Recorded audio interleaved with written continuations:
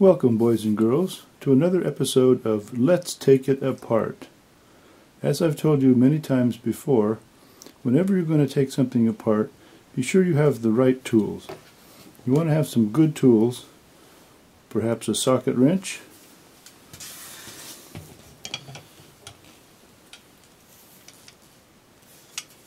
some water pump pliers, also known as slipping spanners, a crowbar, this is a good one right here, and of course a Detroit wrench. Today we're going to need some of these tools because we're going to take apart a television. Well, let's see what we're going to need. I'll put these aside for a moment.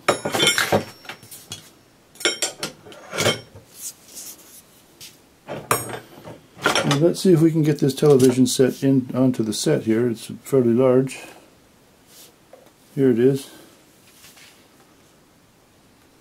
As you can see, it's not a very big one after all. In fact, the screen measures about 1.5 inches diagonally.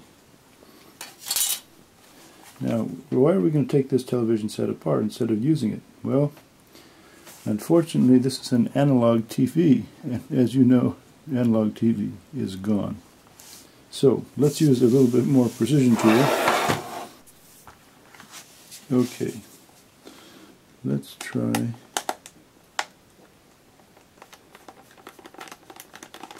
Unfortunately, the staff at Let's Take It Apart were too cheap to buy a ratcheting screwdriver set, so all we have is this non-ratcheting one. Alright, so let's take out all these Phillips screws and see what we can find.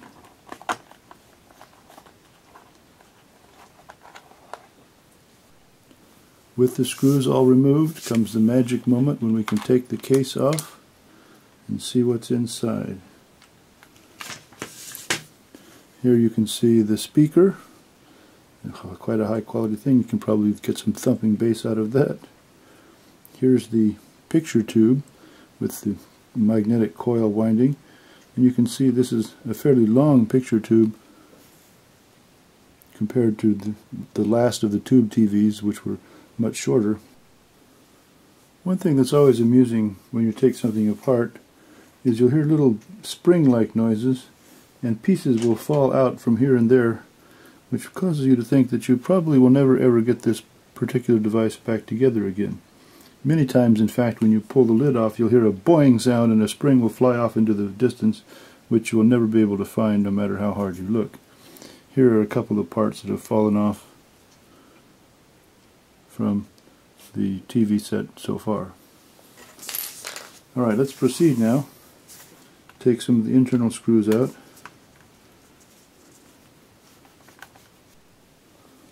This little speaker is just set in place. It's wired up, of course, but it's not screwed down, so we can just cut the wires on that. And I think I'll save this to replace my 15-inch subwoofer on my stereo. One thing you may ask is, since this is a micro TV, why is it actually so large? And the answer to that is, it was made in November of 1982, which means that it was in the era before a lot of integrated circuits were developed. Here you can see there are some. Here's a little integrated circuit chip here, but you'll notice that there's some rather large discrete components also. So they had not quite yet gotten into miniaturization as fully as they did later on when they had those little cigarette pack sized television sets. Okay, here's the tuner. You can see what it looks like underneath. And since radio frequency, both television and radio, are different bands in the broadcast spectrum, you can see that this tuner covers FM radio, the inside band, and the TV channels, the outside band.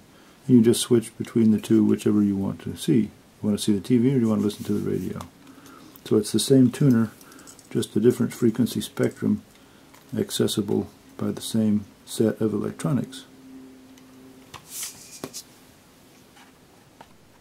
Now, one of the interesting things I've noticed about electronics is that in spite of the fact that there are plugs, like here's a plug connecting the tuner, and another plug connecting the tuner, and a third plug connecting the tuner. In spite of that, you unplug all the plugs, and there's often still a soldered connection that was put in almost seemingly as an afterthought, so that you can't exactly simply unplug the tuner board and plug in something else. You always have to solder or desolder in order to complete the operation. I've noticed that about many different products. While we're still talking about the tuner, here's a component you might want to know about. These little guys here are called potentiometers. They're variable resistors, and there's a little screw on the top where you can adjust it. The factory makes an adjustment so that the setting is optimized, and then of course this one has been glued down with wax so no one else will try to move it around, because then the TV wouldn't work very well. But we're moving it around because the TV doesn't work at all.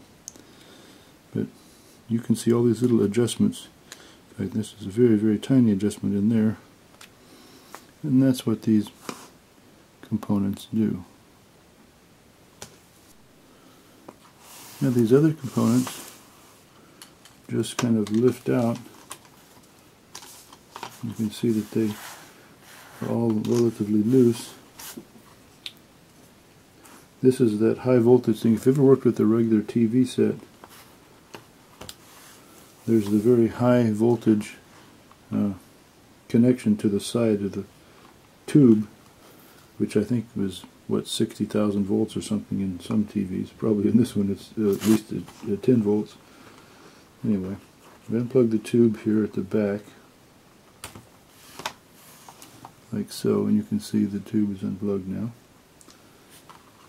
And the front of the tube should come off of this face.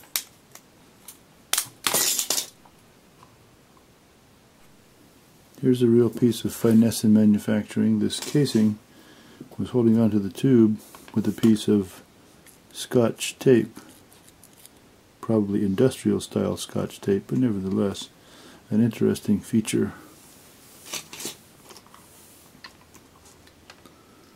Now let's see if we can take this out. There we go. So here's the picture tube.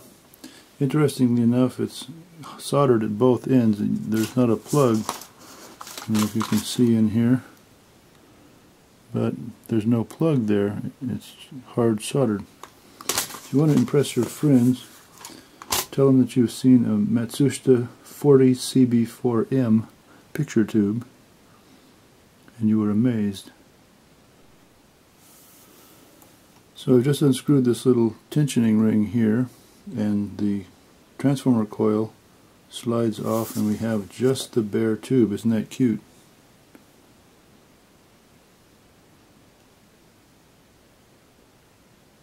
One of the goals of picture tube manufacture was to get this distance shrunk down so that the gun could shoot just a short distance and make the tube, the depth of the television set, less deep.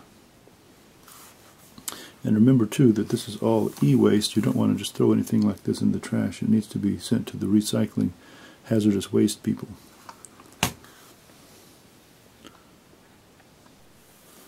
Can you see this beautiful copper winding here?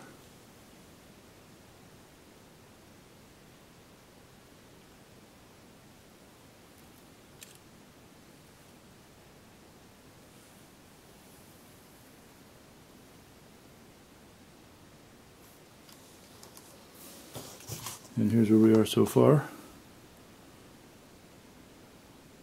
Still quite a mass of guts Let's see what else we can find. It appears that there aren't any more screws, or if there are, there's not very many, because the rest of these intestines seem to be coming out on their own with a little persuasion.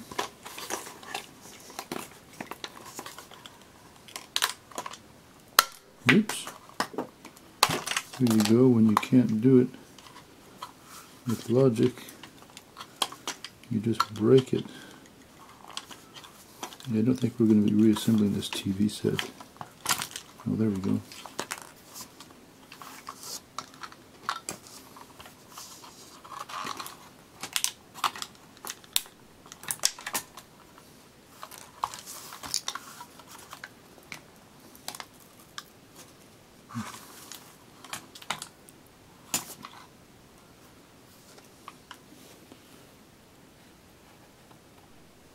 Here's a good example of typical old school electronics.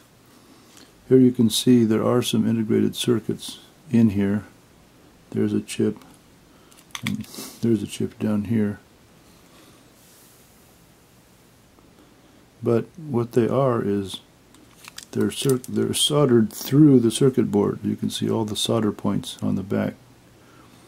The modern circuit boards are surface mount, where the circuit trip doesn't have a point of solder at each point through the board. The lines of connection are on the surface. Maybe I'll show you some of that in a future Let's Take It Apart episode.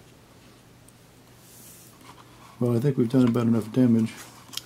I'll return this to the person who owns it and tell him I dropped it. Thank you for joining me on Let's Take It Apart, and I'll see you in another episode.